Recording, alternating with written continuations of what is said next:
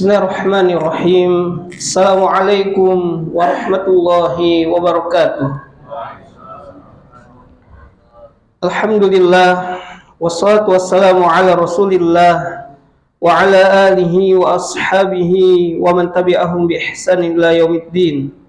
Ashhadu an la ilaha illallah wahdahu la syarikalah wa ashhadu anna Muhammadan abduhu wa rasuluh la nabiyya ba'dah. Qala Allah Ta'ala fi kitabihil karim, ya ayyuhalladzina amanu taqullaha haqqa tuqatih wa la tamutunna illa wa antum muslimun. Wa qala aidan, yarfa'illahu alladhina amanu minkum walladhina utul ilma darajat. Wa qala nabiyyu sallallahu alaihi wasallam, man yuridillahu bihi khairan yufaqihu fid din. Ma'asyiral muslimin, jamaah salat maghrib Masjid Al-Nurul Ikhlas yang Allah muliakan. Alhamdulillah, segala puji bagi Allah atas nikmat dan karunia-Nya kita dapat bersua pada kesempatan yang berbahagia ini di malam hari ini. Di setiap pekannya kita dapat duduk untuk melaksanakan sholat maghrib secara berjamaah, diikuti kajian, kemudian insya Allah kita akan melaksanakan sholat isya secara berjamaah. Sebelumnya kita bersyukur kepada Allah Subhanahu wa Ta'ala atas nikmat dan karunia-Nya kita dapat melaksanakan ibadah kepadanya, istiqomah di atas ketaatan, serta Allah Subhanahu wa Ta'ala memilih kita termasuk orang-orang yang senantiasa bersegera dalam kebaikan. Dan kita berusaha serta memohon pertolongan kepada Allah Subhanahu wa Ta'ala agar Allah menjauhkan kita dari perbuatan dosa dan kemaksiatan, yang mana dosa dan kemaksiatan lambat laun akan menjauhkan seseorang dari pertolongan dan rahmat Allah Subhanahu wa Ta'ala. Alhamdulillah, kita akan melanjutkan pembahasan kita berkaitan dengan sirah nabawiyah setelah Nabi Shallallahu Alaihi Wasallam bersama kakek beliau yaitu Abdul Muttalib, yang mana kita ketahui dan kita pelajari kakek beliau ini adalah seorang yang sangat dermawan, yang memiliki kedudukan di tengah kaumnya. Pun anak dari Abdul Muttalib yaitu saudara dari Abdullah yaitu Abu Talib sangat sayang kepada Nabi Shallallahu Alaihi Wasallam. Ya, sebelum kita membahas tentang bertemunya Nabi SAW dengan rahib yaitu yang bernama Buhairah atau Bahirah, Nabi SAW diasuh dan dibesarkan oleh paman beliau. Setelah kakek beliau ketika berumur 8 tahun, kakek beliau meninggal dunia. Secara otomatis estafet kepengurusan itu diurus oleh saudara dari ayah beliau Abdullah, yaitu paman beliau yang sangat menyayangi beliau.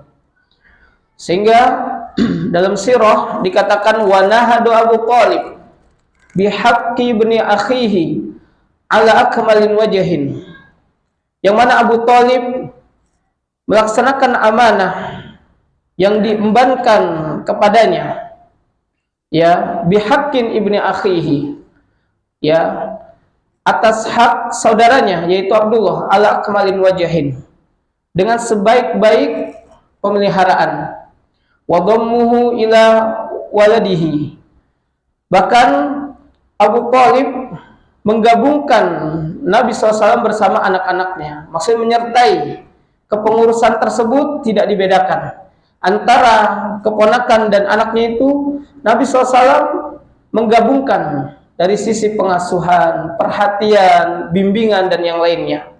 Wa qaddamahu alaihim, bahkan Nabi SAW lebih didahului daripada anak-anak mereka yaitu Abdul Muttalib, Abu Talib, ya, daripada anak-anaknya. Wa khassahu bi fadlin ihtiramin wa takdirin, di mana Abu Talib beliau senantiasa mengistimewakan dengan penuh penghormatan, mengedepankan Nabi SAW di dalam pengurusan dengan penuh penghormatan dan penghargaan, ya, Jadi takdir artinya penghargaan, yaitu mengistimewakan Nabi SAW daripada anak-anak beliau karena rasa kasih sayangnya. Wa dhalla fawqa arba'ina sana ya'izzu janibihi. Yang mana senantiasa Nabi SAW diurus dari umur 8 tahun sampai umur 40 tahun bersama pamannya, ya, di sisi pamannya, dalam pengasuhan pamannya. Wa yabsutu alaihi himayatahu, yang mana Abu Thalib membentangkan, ya, penjagaannya kepada Nabi sallallahu alaihi wasallam. Wa yusadiqu wa yukhasim min ajlihi. Nabi menjadikan teman bagi seseorang dan menjadikan musuh bagi seseorang disebabkan keponakannya, disebabkan Nabi sallallahu alaihi wasallam. Bayangkan, orang yang menjadikan teman disebabkan seseorang, menjadikan musuh disebabkan dia, maksudnya Nabi SAW ini menunjukkan bahwa kasih sayang yang sangat seorang paman kepada keponakannya, ya, karena Nabi SAW secara karakter memiliki, ya, etika yang sangat baik, memiliki suri tauladan yang sangat baik, ya, dari kejujuran, dari amanahnya, ya, senantiasa menepati janji dan yang lainnya, ya. Jadi tanda-tanda kenabian, walaupun Nabi belum diutus sebagai Nabi, itu pun sudah terlihat dari diri Nabi SAW. Bahkan Nabi disebut Al-Amin. Apa artinya? Yang senantiasa dipercaya. Setiap perkataannya itu tidak menyelisihi perbuatannya. Nah, makanya kita mengikuti Nabi SAW bukan hanya ibadah. Ini terkadang kita ibadahnya Masya Allah, dan itu bukan tercela, dan itu yang terbaik. Ibadah kita mengikuti contoh Nabi SAW itu sangat dituntut oleh syariat. Karena rukun ibadah yang pertama ikhlas karena Allah, yang kedua adalah mutaba'ah, mengikuti bagaimana Nabi SAW beribadah. Ya, dalam hadis, "Shallu kama ra'aitumuni usolli." Salatlah kalian sebagaimana kalian melihat aku salat. Ya. Kemudian, "Qul in kuntum tuhibbunallah yuhibbukumullah." Ya, wa yaghfir lakum dzunubakum. Ya, katakanlah wahai Nabi Muhammad, seandainya mereka benar-benar mencintai Allah, ya, fattabi'uni yuhibbukumullah wa yaghfir lakum. Gimana yuhibbukumullah? Niscaya Allah akan mencintai kalian dan mengampuni dosa-dosa kalian. Jadi mengikuti tata cara Nabi SAW di dalam beribadah, buahnya adalah Allah mencintai kita. Karena kita melakukan sesuatu yang Allah cintai. Setelah ikhlas karena Allah ibadah tersebut, kita iringi dengan mutaba'ah, ittiba. Jadi Abu Thalib senantiasa memberikan, ya, perhatian yang sangat maksimal terhadap Nabi Sallallahu Alaihi Wasallam. Kemudian yastaqil ghamam biwajhihi, ya, meminta hujan, ya, agar hujan turun berkat apa? Kedudukan beliau. Akhraja Ibnu Asakir an Jalhumah bin Urfatah, ya, Urfatah. Qal qadimtu Makkah wa hum fi qahtin. Faqalat Quraisy, ya Aba Thalib, aqhatul wadi wa ajdabul 'iyal. Fahadimmu fastaq. Ya, fastaqi. Dikeluarkan oleh Ibnu Asakir dari Jalhumah bin Urfatah, ia berkata, qadimtu Makkah, aku datang ke kota Makkah, wa hum fi qahtin, sedangkan penduduk Makkah sedang menghadapi muslim paceklik. Faqalat Quraisy, maka orang-orang Quraisy mengatakan kepada Abu Thalib, karena Abu Thalib adalah pemimpin Quraisy yang sangat disegani. Ketika ada permasalahan, pasti orang yang memuliakan seseorang mengadukan kepada orang yang termulia, yang punya syaraf, kedudukan yang tinggi, memiliki kemuliaan yang sangat besar di kaumnya. Ya Aba Thalib, wahai Aba Thalib, aqhatul wadi, sungguh, kita al-wadi artinya lembah telah mengering. Ya, wa ajdabul iyad, sedangkan kemiskinan merajalela. Fahalumma fastaqi, maka mari kita berkumpul untuk meminta hujan kepada Allah Subhanahu wa taala. Fa kharaja Abu Thalib wa ma'ahu gulam, maka Abu Thalib keluar dan bersamanya yaitu seorang anak kecil, ka'annahu syamsun dajnun, ya, seperti matahari yang dilapisi awan yang sangat tebal. Tajalat anhu sahabata kusma, yang mana dengan adanya Nabi SAW lewat, tajallat, nampak baginya ya awan yang sangat tebal berkumpul, sehingga apa? Fa'akhdahu Abu Thalib, ya, Nabi SAW ditarik oleh Abu Thalib, maksudnya dipegang oleh Abu Thalib, zahrul Ka'bah atau zahra bil Ka'bah, di tengah-tengah Ka'bah, ya, kemudian dikumpulkan orang, ya, sambil memegang.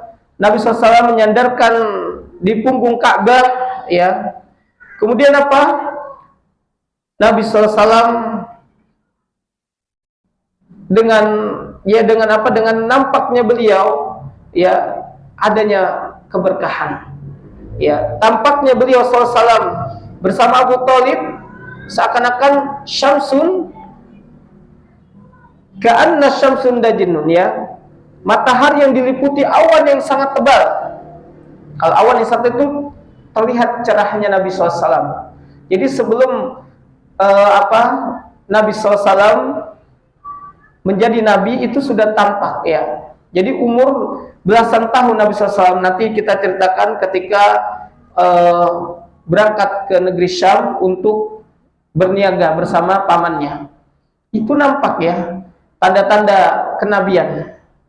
Dan memang yang akan mengetahui adalah orang yang berilmu, seperti Buhairah ini, yang akan menceritakan ciri-ciri tentang kenabian, ya. Kemudian apa? Turunlah hujan, ya. Turunlah hujan. Abu Thalib berdoa kepada Allah Subhanahu wa taala bersama Nabi SAW, ya, turunlah hujan ketika musim paceklik. Mungkin sekarang kita, ya, pertengahan seperti orang musim paceklik. Musim paceklik itu panas yang sangat. Jadi musim paceklik itu tidak harus semua tanaman. Kalau paceklik jelas, mohon maaf, kalau paceklik itu jelas tanaman hancur, lebur. Kondisi musim paceklik itu kondisi yang sangat memprihatinkan. Masyarakat sulit untuk, ya, mengkonsumsi makanan yang harus ia makan setiap harinya. Kalau kita sekarang musim panas, ya, bahkan kalau musim panas ini bersambung bisa terjadinya musim paceklik. Kalau ini adalah musim paceklik, ya, sehingga apa? Sehingga terjadi kekeringan di mana-mana, ya. Berkumpulnya orang-orang Quraisy bersama Abu Thalib serta keponakan beliau yaitu seorang gulam. Berarti kalau gulam itu kisaran umur 9, 10 sampai 12 tahun. Karena nanti setelah ini disebutkan, ya, ketika Nabi berumur 12 tahun melaksanakan perniagaan ke negeri Syam. Kemudian jamaah Allah muliakan, ini diantara keberkahan adanya Nabi SAW, ya. Buhairah ar-Rahib, ya, bersama sang rahib al-Buhairah. Jadi Nabi SAW bersama seorang rahib, dan ini memang yang sudah ditunggu-tunggu, ya, oleh Buhairah. Walamma balagha Rasulullah SAW isna asyarata sanatan, tatkala Nabi SAW telah mencapai umur 12 tahun, ya.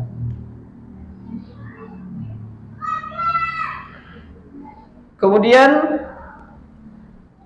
qila wa syahraini wa asyrata ayyam, ya. Kemudian riwayat yang lain mengatakan 12 tahun 2 bulan dan 2 bulan 10 hari. Irtahala bihi Abu Thalib hajiran ila Syam.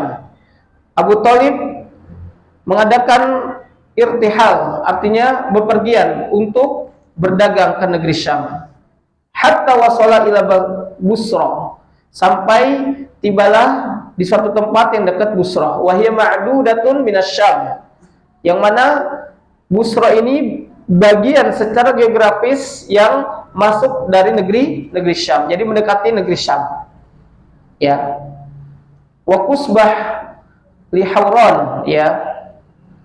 Wa kanat fi dzalikal waqti usbatul lil bilad Arabiyah allati kanat tahta hukam Rumman, ya.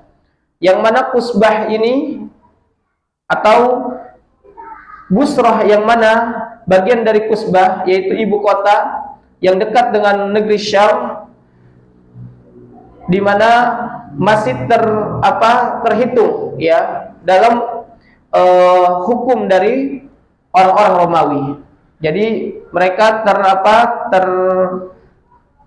namanya apa bahasa kita itu, ya, bagian dari orang-orang atau bangsa Romawi. Jadi dia terikat dengan hukum bangsa Romawi.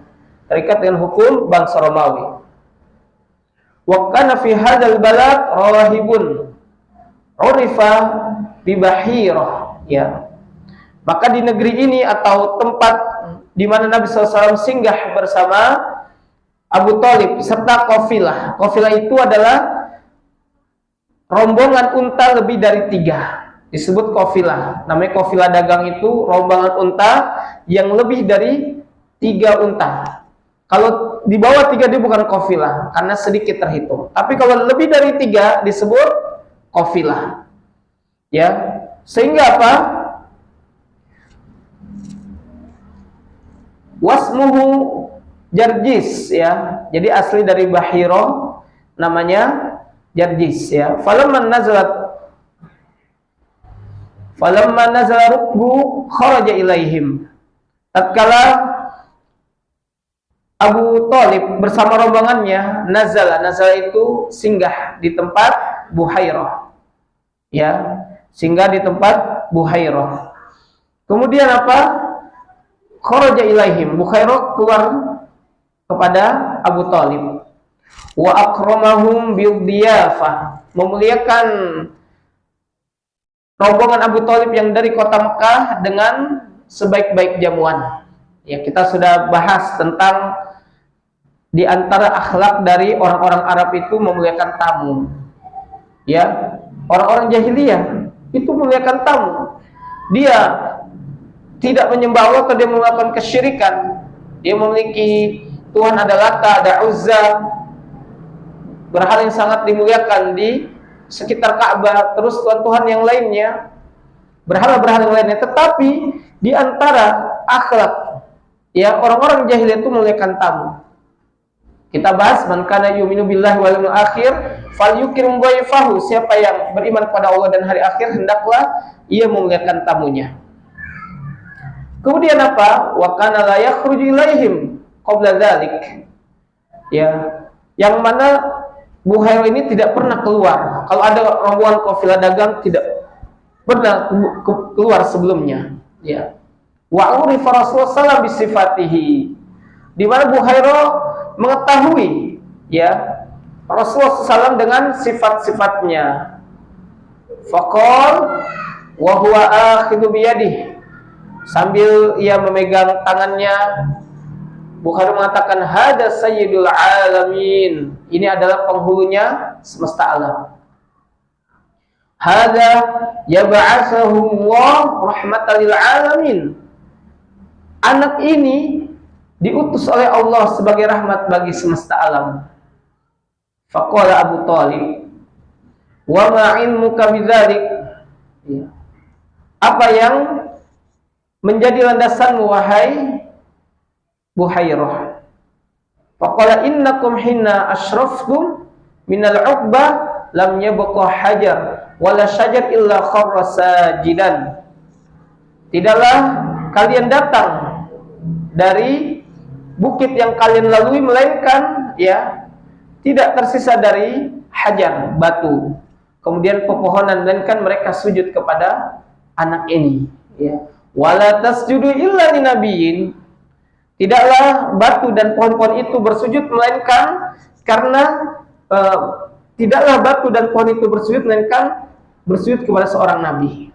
Nah, Allah Subhanahu wa taala memuliakan. Sujudnya itu bukan sujud penyembahan. Sama seperti Allah memerintahkan iblis untuk untuk sujud kepada malaikat, sujud penghormatan. Sujudnya batu, sujudnya pepohonan, tatkala itu sujud mereka adalah sujud penghormatan kepada Nabi SAW, karena Nabi yang mulia, Sayyidul Mursalin, Sayyidul Anbiya wal Mursalin, penghulunya para nabi dan para rasul itu Muhammad bin Abdullah, ya, seperti itu. Wa inni a'rifu bi khatamin nubuwah fi asfali wa turufin katifaihi mislut dufaha. Sesungguhnya aku mengetahui, ya, tanda kenabian dari belakang, ya, dari bawah tulang belakang beliau, pundak ini belakangnya itu ada tanda kenabian sebesar tufaha, sebesar buah apel. Jadi sebagian mengatakan tanda kenabian itu berwarna hitam kemerah-merahan. Ada rambutnya. Ya, gitu. Kalau sekarang kalau ada seperti itu bukan nabi dan rasul. Ya, mohon maaf, bukan nabi dan rasul, ya. Jamaah Allah muliakan. Cukup hanya nabi, karena nabi terakhir. Enggak mungkin setelah itu ada tandanya sama sebesar biji buah apel, bulatnya, kemudian ada tanda merah dan kehitaman, ada rambutnya. Wah, itu berarti nabi. Ya, tidak demikian. Ya, itu hanya untuk Nabi SAW, karena Nabi adalah nabi dan rasul terakhir. Makanya kata Nabi SAW, tidak akan tegak hari kiamat sebelum, ya, mengaku 50 orang dari umatku mengaku sebagai nabi. Ya, kita dulu di Bogor ada nabi, ya kan? Nabinya siapa? Ahmad Musaddek, ya, Ahmad Musaddek, ya kan. Kemudian kalau di India Mirza Ghulam Ahmad, yang matinya sangat mengenaskan. Mirza Ghulam Ahmad, saya nggak tahu Ahmad Musaddek masih hidup apa enggak. Semoga Allah dapat hidayah. Kalau masih hidup, semoga Allah beri hidayah. Jadi kalau ada orang sesat, ya, orang pelaku kemaksiatan, jamaah yang Allah muliakan, kita doakan, boleh. Hatta orang kafir kita doakan. Orang yang mengaku jadi nabi atau rasul, dia kafir. Selama ruhnya masih di kandung badan, ya, kewajiban kita hanya mendoakan sebagai seorang, ya, sebagai manusia. Ya. Karena doa itu akan kembali kepada kita kebaikannya. Seperti itu. Jadi kalau ada orang pelaku maksiat, kita doakan. Orang kafir, semoga Allah beri hidayah terhadap Islam, iman dan Islam, atas kebaikan kepada manusia, kepeduliannya sosialnya. Misalkan kalau orang pelaku maksiat, orang Islam, semoga Allah beri hidayah, dia meninggalkan kemaksiatan. Ya, karena apa? Hidayah itu mahal. Hidayah itu Allah yang memegang. Hati kita ini Allah yang memegang. Terkadang kita melakukan ketaatan, terkadang kita melakukan kemaksiatan.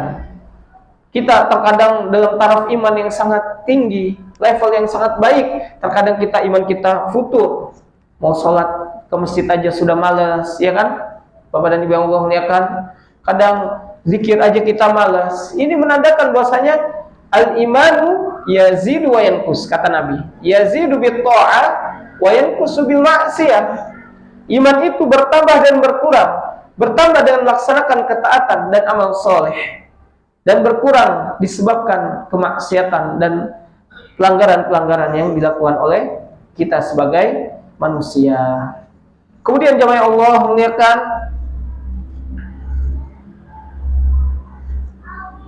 wa inna najiduhu fi kutubina atau fi kitabina, ya, fi kutubina, ya. Sesungguhnya aku mendapati, ya, ciri-ciri kenabian terakhir, ya, di dalam kitab kami, yaitu Taurat.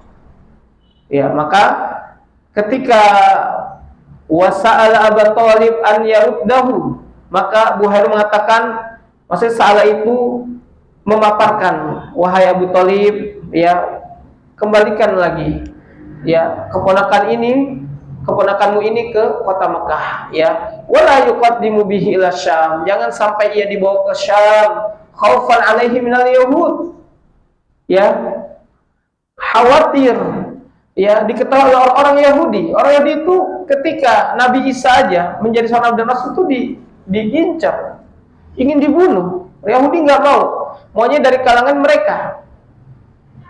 Makanya Allah mengatakan ya'rifunahum kama ya'rifuna abna'ahum. Orang-orang Yahudi itu mengetahui Nabi SAW sebagaimana mereka mengetahui anak-anak mereka. Persis, secara detail. Alisnya Nabi, rambutnya Nabi, ciri-ciri kenabian mereka tahu. Makanya ini jangan sampai anak ini dibawa ke Syam. Karena di sana banyak orang-orang Yahudi. Dan Yahudi pun dalam riwayat mencari Nabi SAW sampai ke tempat Buhairah, ya. Seperti itu.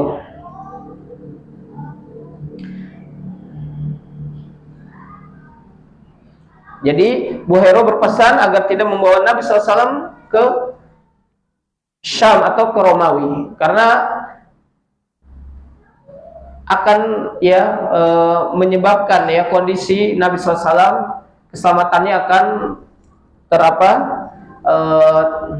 terancam, seperti itu.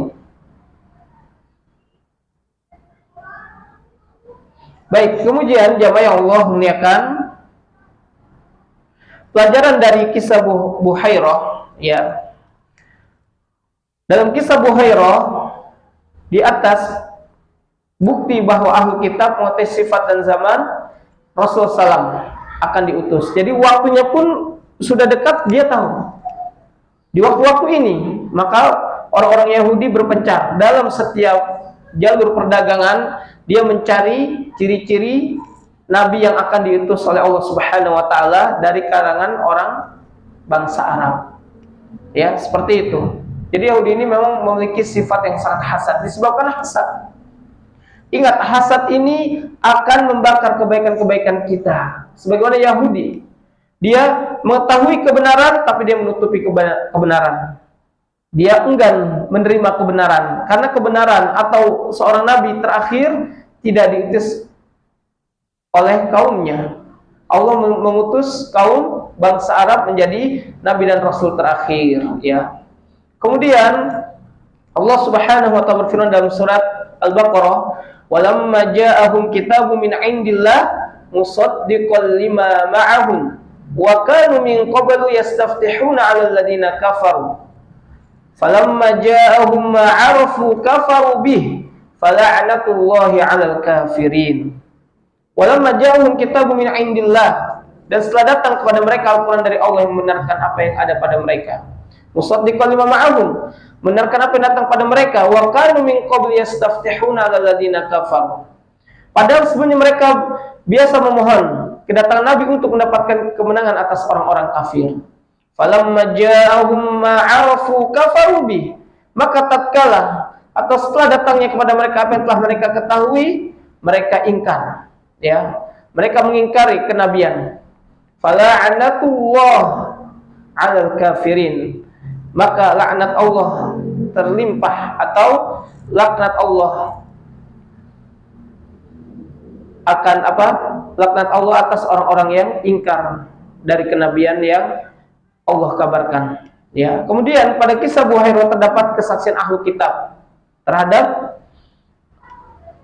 ahlu kitab, ya. Kesaksian ahlu kitab terhadap ahlu kitab. Bahkan kesaksian seorang ulama dari ahlu kitab tentang kebenaran Nabi SAW, ya, dan kesaksian terhadap orang-orang Nasrani bahwa mereka akan memusuhi Nabi SAW, ya, seperti itu. Ini diantara pelajaran-pelajaran yang dapat kita petik. Kemudian kenapa orang-orang Nasrani pada hari ini, ya, tidak menerima pernyataan dari sesepuh mereka, yaitu pendeta Buhairah. Jadi Buhairah ini jadi dia itu di tempat, di gerejanya, di tempat ibadahnya. Dalam riwayat lain, tatkala Abu Thalib bersama rombongan kafilah dagang dari suku Quraisy untuk pergi ke negeri Syam, ya, mendekati negeri Syam ini, beliau singgah di tempat Buhairah. Kemudian dipersilakan untuk makan, ya, diberi jamuan yang tadi kan, wa akramahum bidiyafah. dijamu dengan sebaik-baiknya jamuan. Kemudian apa? Di antara adat jahiliyah. Nah, ini yang tidak. Jadi adat jahiliyah yang boleh diikuti seperti memuliakan tamu, tapi adat jahiliyah ada yang tidak boleh diikuti juga. Jadi di antara kafilah dagang ini hanya Nabi SAW yang umurnya hanya 12 tahun, belasan tahun. Selebihnya orang tua. Sehingga apa? Adat jahiliyah kalau dijamu oleh seseorang, maka anaknya itu berada di luar, tidak berada di dalam. Sehingga apa? Buhair mengamati ciri-ciri kenabian dari satu persatu rombongan dari Abu Thalibnya, ya, dari pembesar Quraisy yang lainnya, orang-orang Quraisy yang ikut dengan rombongan Abu Thalib untuk berdagang, tidak ada ciri-ciri kenabian. Maka Abu Thalib mengatakan, Buhair mengatakan, apakah ada di antara kalian yang masih tersisa, ya, tidak bersama kalian? Ada, yaitu seorang anak kecil. Ya, kemudian perintahkan masuk Nabi SAW, ya, di tengah-tengah jamuan tersebut. Dilihat, ya, dari ciri-ciri kenabian ini terdapat ada di Rasulullah. Kemudian apa kata Buhairah? Siapakah wali dari anak kecil ini? Maka Buhairah mengatakan, saya adalah bapaknya. Buhairah mengatakan, kamu bukan bapaknya, karena bapaknya itu sudah meninggal tatkala ia berada di janin berusia 6 bulan. Kemudian ibunya telah wafat sebelum dia berusia 6 tahun, ya, dijelaskan. Kemudian kakeknya yang mengurusnya telah meninggal di usia 8 tahun, ya. Seperti itu. Lantas Abu Thalib mengatakan, nah ini dia, ya. Wa ma'al ilmuka bidzalik. Apa yang menyebabkan engkau mengetahui hal tersebut, wahai Buhairah? Ya, maka Buhairah mengatakan, ya, sesungguhnya tatkala kalian datang dari bukit, pohon dan batu bersujud. Ini diantara riwayat yang lain, penambahan riwayat diantara cerita Buhairah. Sehingga apa? Nabi SAW, ya, diketahui bahwasanya adalah seorang nabi. Dari cirinya, dari apa? Bentuk mukanya yang tidak oval dan tidak bulat, ya, Nabi SAW. Nabi itu sangat ganteng, ya.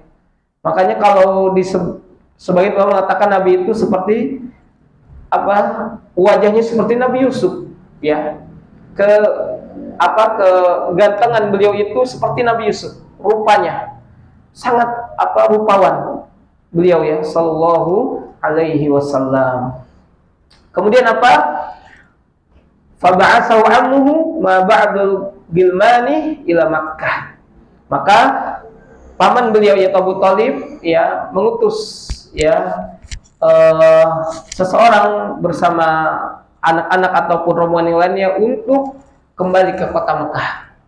Jadi kalau melihat ini, Abu Thalib tetap melanjutkan perjalanan untuk berdagang, sedangkan sebagiannya berpisah, sebagian rombongan untuk mengantar Nabi kembali ke kota Mekah karena dari peringatan Buhairah selaku siapa? Selaku pendeta, ya. Jadi tempat itu masih ada sampai saat ini. Jadi batu yang bertumpuk-tumpuk, ya. Gereja itu sudah menjadi bangunan yang sudah lapuk lah, gitu, ya. Masih ada, ya, tempat tersebut, ya. Buhairah seorang pendeta. Jadi pendeta di masa fatrah dia tetap beriman kepada kenabian Nabi Isa alaihissalam, karena Nabi belum diutus. Tetapi di dalam kitab Injil sudah tertera, dijelaskan bahwasanya setelah Isa alaihissalam ada nabi terakhir, nabi akhir zaman, ya, yang bernama Ahmad, nama Muhammad bin Abdullah. Itu dijelaskan ciri-cirinya, dia menjadi yatim tatkala umur 6 bulan di dalam janin. Jelaskan, makanya bingung. Sampai detail sekali, ya, Buhairah menjelaskan perihal Nabi SAW. Sehingga kalau setelah 8 tahun umur beliau ditinggal oleh kakeknya, berarti engkau salah satu dari pamannya. Langsung ditunjuk begitu oleh Buhairah. Yaitulah diantara kebenaran kitab suci Allah, ya, kitab-kitab samawi, yaitu Injil. Tatkala Nabi belum diutus, semua orang beribadah dengan syariat Nabi Isa alaihissalam. Seperti itu. Kemudian Harbul Fijar, ya, yaitu peperangan Fijar. Peperangan Fijar, ya.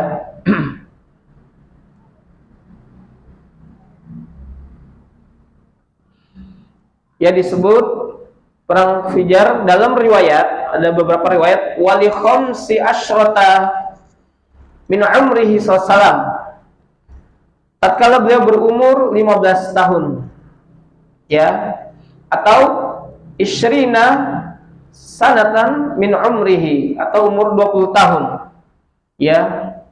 Kanat harbul Fijar baina Quraisy wa man ma'ahu min Kinanah wa baina Qais Ailan, ya, yang mana berkitamuklah perang Fijar antara kabilah Quraisy dan sekutu mereka dari Bani Kinanah, ya, sekutu mereka dari Bani Kinanah melawan kabilah Qais Al-Ailan, ya. Wa kana qaidun Quraisy wa Kinanah, jadi yang menjadi pemimpin dari peperangan tersebut dari suku Quraisy dan Bani Kinanah kulluha Harb bin Umayyah limakanatihi fihim sinnan wa syarafan. Harb bin Umayyah ini memiliki kedudukan di tengah-tengah bangsa Quraisy dan suku Quraisy dan suku Kinanah. Disebabkan apa? Sinnan wa syarafan. Dari faktor usianya, dia sebagai sepuh di kaumnya. Kemudian wasyarafan, memiliki kedudukan. Syaraf itu artinya memiliki kemuliaan. Dia dari kalangan bangsawan. Wa kana dhafar fi awalin nahar liqais ala Kinanah. Dan tatkala peperangan tersebut terjadi, kemenangan dipegang pada awal siang oleh suku Qais yang mengalahkan suku Kinanah. Hatta idza kana wasatun nahar, ya, ini awal siang berarti di pagi hari sampai siang itu peperangan, ya, dipegang atau dimenangkan oleh suku Qais, ya, yang melawan suku Kinanah. Kemudian hatta idza kana wasatun nahar kana dhafar li Kinanah ala Qais, ya. Dan tatkala di pertengahan siang sampai menjelang sore, kemenangan itu dipegang oleh Bani Kinanah atas Bani Qais atau suku Qais.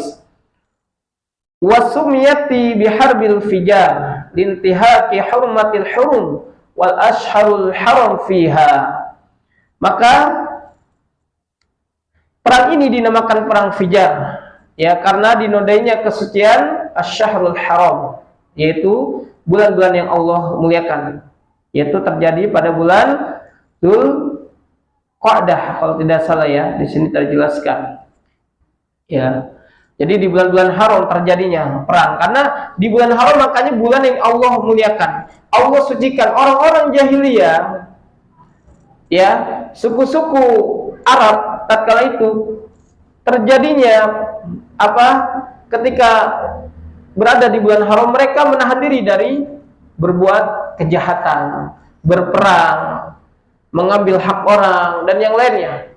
Ya, bahasanya kalau menyamun, ya, sebagai kalau di jalan kafilah dibegal gitu, ya. Nggak ada. Di bulan haram itu penjahat itu jadi orang baik gitu. Karena mulianya bulan haram. Kalau kita mau bulan haram, mau bulan halal, nggak ada bulan halal. Bulan haram atau selain bulan haram, kita nggak bisa membedakan mana yang harus dilakukan. Jadi bulan haram itu kita harus lebih memuliakan. Karena Allah mensucikan, inna iddatasyhur indallah 12 syahran fi kitabillah. Yauma khalaqas samawati wal ard minha arba'atun hurum.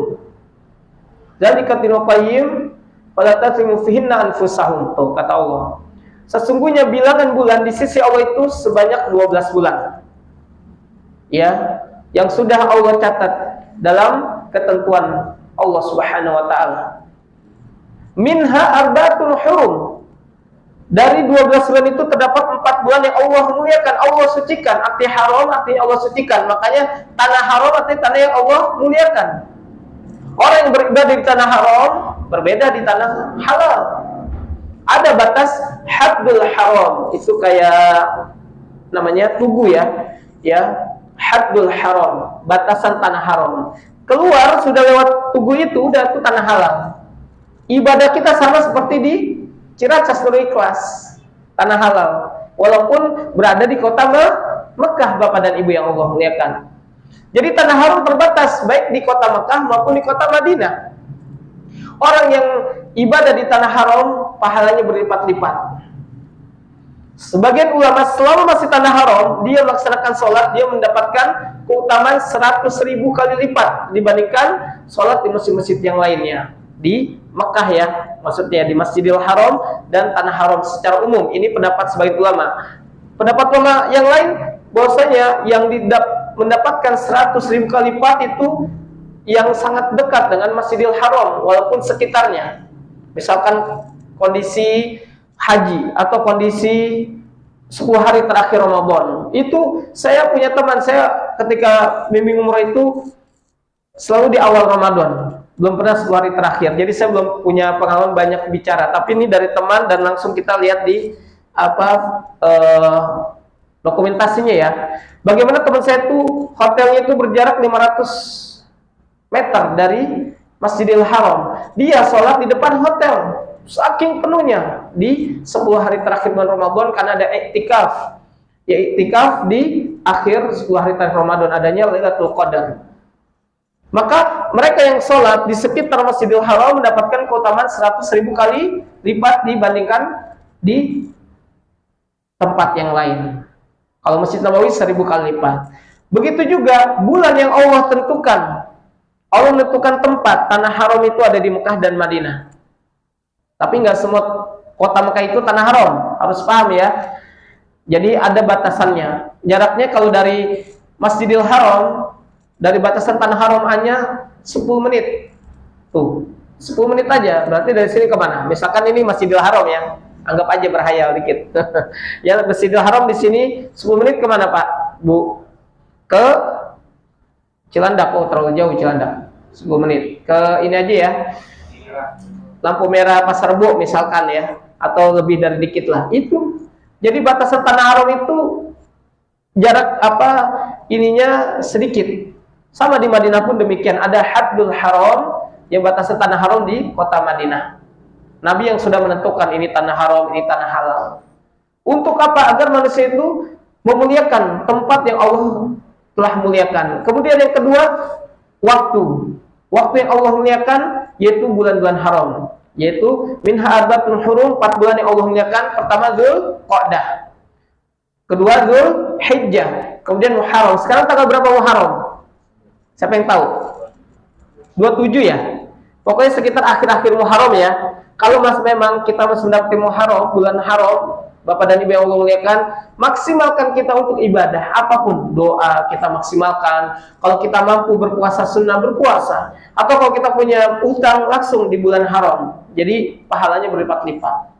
Sedekah di bulan haram beda dengan sedekah di bulan-bulan yang lainnya. Jadi kalau kita mau mengamalkan sesuatu, amalkanlah apa yang diamalkan oleh Nabi dan para sahabat. Para sahabat di bulan haram sangat ya menjaga ibadah, menjaga hubungan dengan Allah Subhanahu wa taala, baik ibadah yang sifatnya fardu maupun yang sunnah. Seperti itu. Udah masuk Isya? Belum ya? Baik, kemudian jamaah Allah muliakan,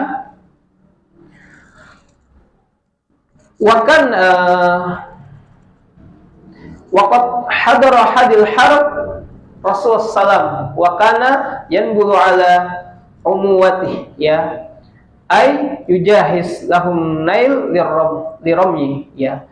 Dan tatkala terjadi perang Fijar ini, perang Fijar ini, Nabi SAW pun hadir mengikuti ya perang Fijar ini. Bahkan Nabi mengatakan, seandainya aku diutus menjadi nabi, terjadi perang Fijar, maka aku akan menyertai perang Fijar ya. Perang Fijar yaitu perang antara suku Kinana dan Qais pada bulan haram, yaitu di bulan Dzulqa'dah kalau nggak salah. Ya seperti itu. Nabi SAW menyertai perang tersebut. Hadar Rasulullah SAW, tapi Nabi belum diangkat menjadi seorang nabi dan rasul. Ya karena Nabi umurnya tadi kisaran berapa? 15 tahun dalam riwayat, dan riwayat yang lain 20 tahun. Ya, tafadhol untuk azan. Buka syah azan.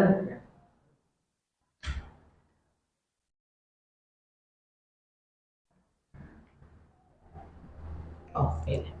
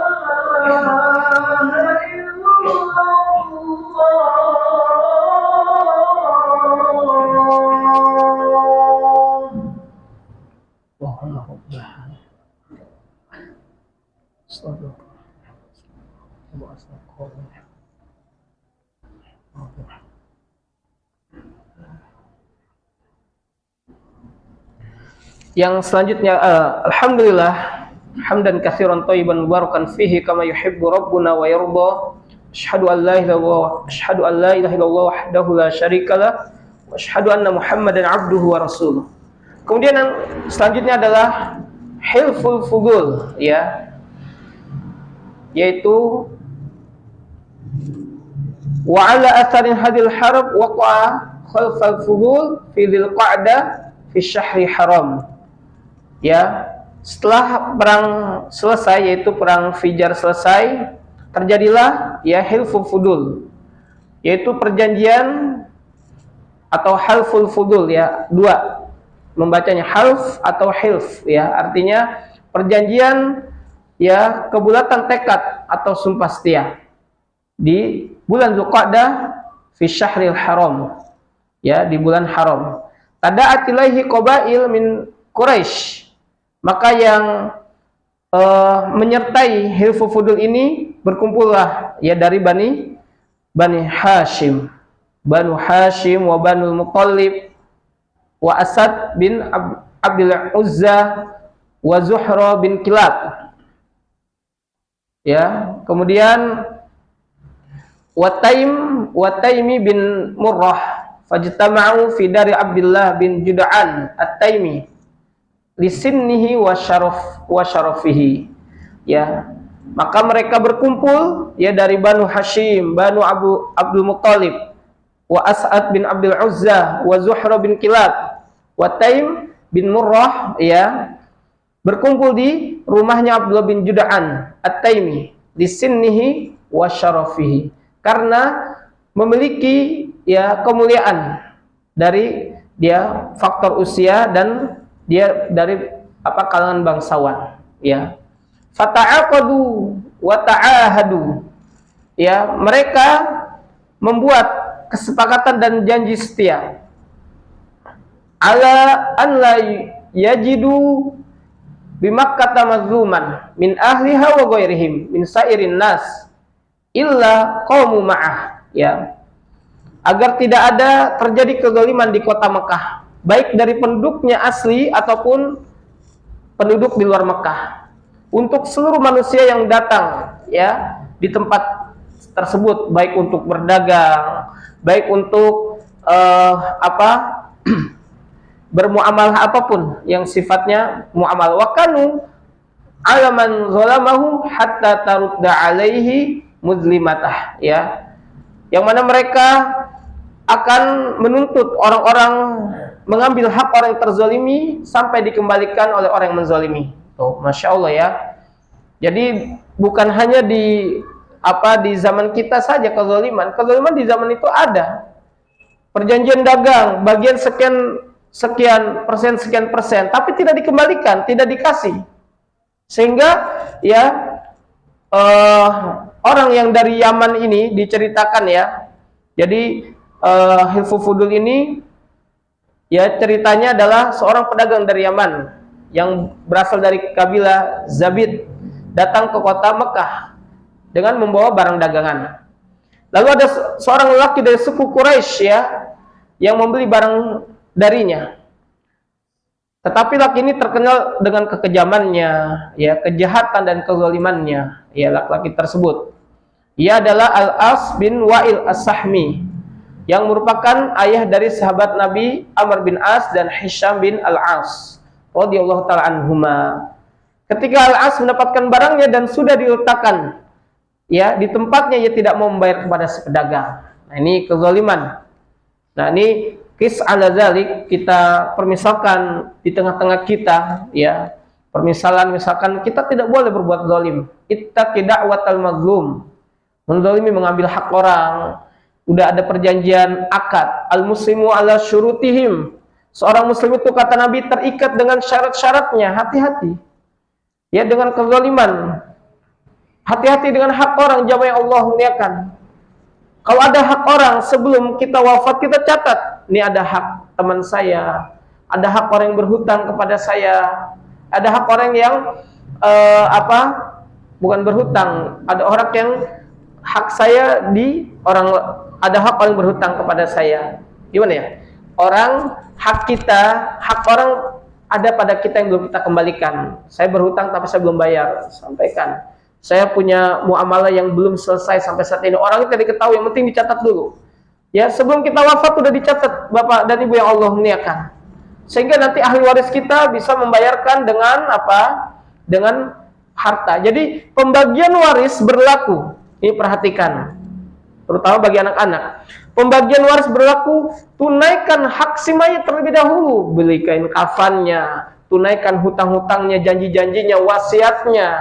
Wasiat, ingat, hanya sepertiga dalam Islam. Saya berwasiat rumah misalkan harga 5 miliar, udah saya wasiatkan untuk fakir miskin 3 miliar, ya. Tidak, sepertiga wasiat itu. Kalau menyelisih syariat, kita tidak tunaikan wasiatnya. Minimal wasiat itu sepertiga dari harta si mayit. Hutang si mayit baru sudah dibagikan semuanya, ditunaikan hak mayit, baru dibagikan warisnya untuk ahli waris, ya. Kemudian apa? Si pedagang tersebut berusaha minta tolong kepada para penduduk dan pembesar Quraisy untuk membantunya, namun usahanya sia-sia. Setelah putus asa, ia pergi ke Masjidil Haram di samping Ka'bah lalu bersyair, ya ala Fihr limadlum bidu'atih, wahai keturunan Fihr, tolonglah orang yang perdagangannya dizalimi. Bibatni Makkah naidari wan nafar, di tengah kota Mekah sementara ia jauh dari rumah dan sanak keluarga. Wa muhrimun ash'asa lam yaqdi umratahu, dalam kondisi muhrim, artinya muhrim itu orang yang berihram. Kalau mahram itu artinya orang yang tidak boleh kita nikahi. Bukan mahram berarti orang yang boleh kita nikahi. Mahram itu artinya lawan jenis kita, itu mahram. Ghairu mahram bukan mahram kita. Muhrim orang yang berihram. Wa muhrimun ash'asa lam yaqdi umratahu, dalam kondisi berihram, ya, dalam kondisi berdebu dan belum menyelesaikan umrahnya. Ya lirijal bainal hajar wal hajar, bainal hijar wal hajar, wahai pemuda atau para pembesar di antara dua batu, Hajar Ismail dan Hajar Aswad, ya. Al baitu hadza liman tammat muru'atahu, sesungguhnya Baitullah ini hanya pantas untuk orang yang sempurna kehormatannya. Walaysa lil fajir al ma'fun wal godar, bukan untuk orang yang jahat dan suka berkhianat. Nah, dia buat syair seperti itu. Maka bangkitlah seseorang dari pemuka Bani Abdul Muthalib, ya, yaitu namanya Az-Zubair. Ia berkata, aku penuhi panggilanmu, ya, dengan membawa solusi. Sungguh kezaliman ini sudah tidak bisa ditahan lagi dan tidak bisa dibiarkan lagi, kata Az-Zubair. Lalu Zubair bergegas pergi ke rumah salah seorang pembesar Quraisy yang bernama Abdullah bin Juda'an. Artinya mereka bermusyawarah untuk melawan, untuk mengambil hak kembali orang yang berdagang dari negeri Yaman ini, ya, untuk dikembalikan haknya, ya, barangnya sudah diberikan tapi tidak dibayar, ya, sehingga terjadilah, ya, kesepakatan, ya, kemudian tekad untuk mengembalikan hak orang yang terzalimi. Ini diantara kemuliaan orang-orang Arab. Setelah syair itu diucapkan, orang-orang yang baik, fitrahnya baik, dia tidak akan membiarkan kezaliman. Kita pun demikian. Nabi SAW mengatakan, unsur akhaka zaliman aw mazluman, tolonglah saudaramu yang zalim dan terzalimi. Kata para sahabatnya, Rasulullah, kalau menolong orang terzalimi kita tahu, ya, bahwasanya orang terzalimi kita tolong. Bagaimana menolong orang yang zalim? Yaitu dengan engkau menghentikan kezalimannya. Jadi kalau ada orang yang zalim, kita beri nasihat semampu yang kita bisa. Kita memiliki kedudukan, kita dihormatin, kita didengar kata-kata kita hentikan kezalimannya dengan beri nasihat yang terbaik. Ya, ittaqillah ya akhi karim, bertakwalah engkau kepada Allah, ini adalah sebuah kezaliman, itu adalah hak saudara kita, kembalikanlah hak saudaramu, kan gitu. Ya, bagi yang terzalimi kita bantu semampu mungkin, ya, dengan kita doakan, dengan kita membantu secara secara persuasif, ya, menolong, dengan kita melobi orang yang terzalimi agar mengembalikan haknya. Ini yang dilakukan oleh orang-orang Arab, ya, untuk mengembalikan hak orang yang terzalimi. Jadi panggilan ini diamini oleh semua pemuka dari Bani Hasim, Bani Muthalib, Bani As'ad, Bani Zahra, Bani Tamim, ya, dan yang lainnya, sehingga Nabi SAW pun bersabda, laqad syahidtu fi dari Abdullah bin Jud'an hilfan ma uhibbu annali bihi humrun na'am. Bayangkan Nabi mengatakan, sungguh aku menghadiri perjanjian di rumah Abdullah bin Jud'an. Tidaklah ma uhibbu, tidaklah ada yang lebih kecintaanku, annali bihi humrun na'am, ya. Tidaklah, kata Nabi SAW, tidaklah ada yang melebihi kecintaanku pada unta merah kecuali perjanjian ini. Kan la ahdiyallahu bika rajulan min humrin na'am. Ya, engkau menunjuki satu orang, kata Nabi, dalam jalan hidayah itu lebih baik daripada unta-unta merah. Nabi katakan tidak ada yang lebih aku cintai daripada unta merah, melainkan menghadiri, ya, kesepakatan perjanjian ini. Kenapa? Berarti pahalanya sangat besar. Lebih dari humrin na'am, harta yang sangat mewah. la ahdiyallahu bika rajulan khairul laka min humrin na'am, kata Nabi. Nabi pernah bersabda kepada Ali, wahai Ali, engkau menunjuki seseorang dalam jalan hidayah itu lebih baik daripada unta-unta merah. Unta-unta merah itu harta yang sangat berharga. Kalau sekarang kita mungkin yang harga Mercy atau harga mobil yang harganya 2-3 M itu lebih baik ya dengan kita menolong orang yang terzalimi. Nabi sangat mencintai hal tersebut ya, jamaah yang Allah muliakan. Sehingga kita dapat mengambil pelajaran dari Hilful Fudul ini, yaitu pelajaran yang dapat kita ambil, kita harus menjadi orang ya di garda terdepan untuk ya mengislah ketika ada permasalahan antara satu orang dan orang lain. Kita tahu yang mana yang terzalimi, kita harus membaca dengan kedewasaan dan ilmu kita, atau bertanya kepada ahli ilmu ya. Ketika ada permasalahan siapa yang terzalimi, kita minta nasihat orang yang berilmu supaya kita menjadi wasilah untuk ya tegaknya keadilan, mengembalikan hak-hak orang yang terzalimi ya. Di antara pelajaran dapat kita ambil dalam kisah ini Hilful Fudul, insyaallah pekan berikutnya kita akan mempelajari bagaimana Nabi SAW, kehidupan beliau ya yang sangat sulit ya, ketika beliau menjadi pengembala kambing ya. Kemudian beliau bertemu dengan istri beliau yang pertama yaitu Khadijah ya.